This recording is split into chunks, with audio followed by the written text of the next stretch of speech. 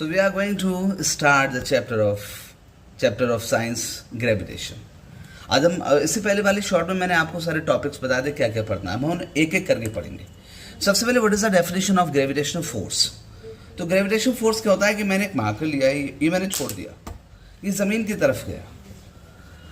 तो क्या होता है कि जब भी कोई ऑब्जेक्ट जो है नीचे की तरफ गिरता है तो ज़मीन की तरफ चला जाता है.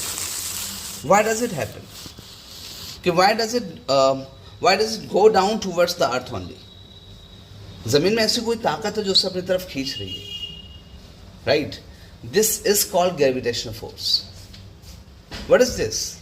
तो the earth attracts everything towards its crust और centre with a force.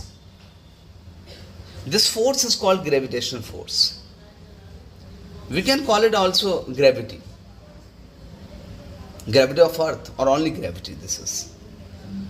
So this is the gravity or gravitational force that attracts everything towards its crest. This is the definition.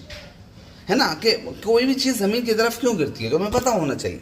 कोई भी चीज़ ज़मीन की तरफ इसलिए गिरती है क्योंकि ग्रेविटी है और वो ग्रेविटी से अपनी तरफ अट्रैक्ट करती रहती है. The earth attracts everything towards its crest with a force. This force is called gravitational force. What is the universal gravitational law of universal gravitation क्या है? अच्छा, ये इसका मैं डेरिवेशन करा चुका हूँ, आप चेक कर लेंगे, आप शॉर्ट्स में चेक कर लेंगे. किसका? यूनिवर्सल लॉ ऑफ ग्रेविटेशन का मैं करा चुका हूँ, बट आप डेफिनेशन सुनो क्या है. न्यूटन क्या कहते हैं? न्यूटन कहता है कि जो लॉ ऑफ यूनिवर्सल ग्रेविटेशन वो कहता है कि पूरे यूनिवर्स के अंदर हर ऑब्जेक्ट दूसरे ऑब्जेक्ट को अट्रैक्ट करता है, फोर्स के साथ अट्रैक्ट करता है.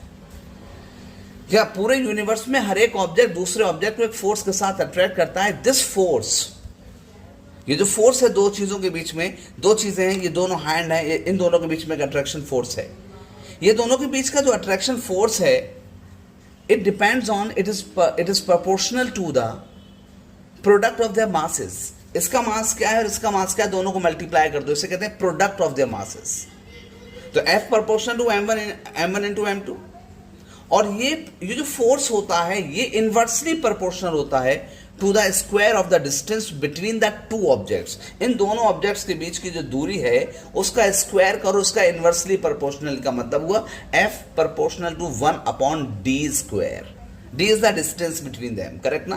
और हमने इसका डेरिवेशन किया हुआ, you will check that derivation. तो हमने दो टॉपिक सुने कि पहला ग्रेविटेशन क्या है, ग्रेविटेशन फोर्स क्या है, और दूसरा हमने पढ़ा law of gravitation, universal law of gravitation क्या होता है.